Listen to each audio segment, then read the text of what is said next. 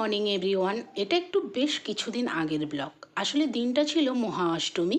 সকাল সকাল স্নান করে আমি রেডি হয়ে নিয়েছি। ঠিক সকালবেলা যায় না, এখন ওই 12:30 মতন বাজে। আসলে আমি যেহেতু সন্ধি পুজোটা করি, তাই অষ্টমীর আর অঞ্জলিটা আমার দেয়া হয়ে ওঠে না।